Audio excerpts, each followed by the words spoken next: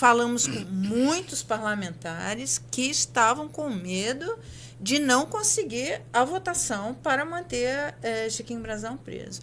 E isso, eu fiquei espantada, porque eu realmente achei que fosse algo fácil, mas não era. Teve, inclusive, uma reunião de líderes, havia uma negociação para que depois fizessem a cassação dele como deputado, liberava ele da prisão e depois cassava no Conselho de Ética, enfim. Mas muita gente é muito apreensiva se conseguiria ou não. E, senadora, a questão vamos lá, entre aspas, não é só Chiquinho Brazão. O que se desvendou ali é muito maior, é uma questão de segurança pública e que é um tema que vai falar muito nessas eleições. Já está falando ao coração de todos os eleitores no país todo e nessas próximas eleições tem um peso razoável. Quer dizer, Chiquinho Brazão, na verdade, desvendou ali um esquema muito grande que envolve segurança pública. Como é que fica essa questão no Congresso? Há poucos dias agora, eu acho que há mais ou menos, 5, 6, 7 dias atrás, alguém falou para mim, olha, há um movimento na Câmara de sarfar o Chiquinho Brazão da prisão. Eu falei, não, gente, isso não existe, é surreal. Mário, eu tenho 17 anos de vida pública. Eu fui deputada estadual, fui deputada federal, fui deputada estadual 2 vezes, aliás, né? E hoje sou senadora. Mas, naquele momento, eu fazia uma aposta que tivesse alguém que colocasse a cara e dissesse eu vou votar contra a prisão dele. Eu falei, não, gente, isso não vai acontecer, isso não pode acontecer, isso é impossível acontecer, né? E hoje, quando você vê o resultado desta votação, você fica pensando, meu Deus, onde é que nós estamos?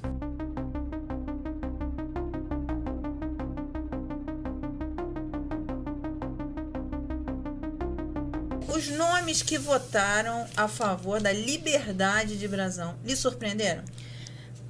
Eu acho que, quando eu coloco a minha surpresa, porque mesmo os da extrema-direita, né, eu não imaginei que eles tivessem, na verdade, uma ousadia, uma petulância de fazer esse enfrentamento e fazer uma defesa de uma pessoa que claramente, não é? A gente sabe que tem um processo judicial ainda pela frente, enfim, mas claramente ali pelas investigações, não é, tem a responsabilidade direta com a autoria de um crime bárbaro, não é? Mas quando você pega ao pé da letra cada uma dessas pessoas ou desses parlamentares, você vai ver que são parlamentares que, em geral, votam nessa linha, não é? Que é uma linha que faz apologia ao ódio, não é? Que é bem a linha da extrema-direita brasileira, né?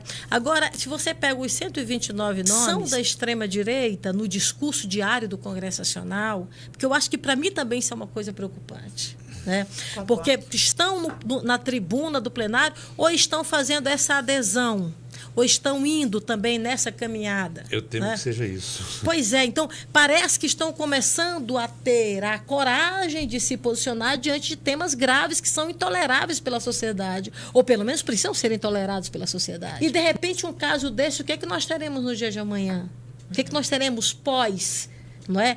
Uma votação tão alta em relação ao Chiquinho Brazão. É isso que me preocupa, o dia de amanhã. Porque, por exemplo, se você for analisar, historicamente falando, o que aconteceu ao longo da história, ele não acontece de hoje para amanhã. Ele é um processo, não é, que vai caminhando, que vai se construindo e se chega a uma situação grave. Então, é isso que me preocupa. Eu acho que você, Mário Afonso, o Bosco, o Chico Otávio, vocês que são jornalistas, têm um papel preponderante nesse momento na história do Brasil. A gente não pode ter isso como algo normal, não podemos normalizar isso. Porque se a gente normaliza isso, é o que eu disse, é um efeito eu nem vou usar o nome pedagógico, porque o pedagógico é um termo bom, não é? Mas é um efeito que pode ter desdobramentos ruins na sociedade brasileira. Porque o que a representação pública faz tem um resultado lá na base. Aí você vê o poder que esses atores têm. Eles obstruíram a justiça durante 6 anos. Não conseguiu se chegar de fato a quem naquele momento teria mandou matar a Marielle, enfim, até o próprio executor. De repente, se chega a ele, aí você tem um resultado que tem influência dentro do Congresso Nacional. Quer dizer, é o crime cometido dentro da estrutura pública de poder. É um delegado, é um integrante do Tribunal de Contas do Estado, é um deputado federal, é pessoas dentro do Poder Executivo, é pessoas dentro do Poder Legislativo e são pessoas dentro dos órgãos de fiscalização e controle. Meu Deus do céu, nós estamos cercados. Entende? Então, assim, eu acho que esse grito para o Brasil nós precisamos dizer. Eu acho que todos nós aqui como parlamentares, vocês como comunicadores, a sociedade como toda, a sociedade civil organizada, tem que gritar para o Brasil e dizer, não vamos aceitar isso. Os eleitores têm que gritar. Então, assim, os parlamentares têm a obrigação, nós jornalistas também, e os eleitores.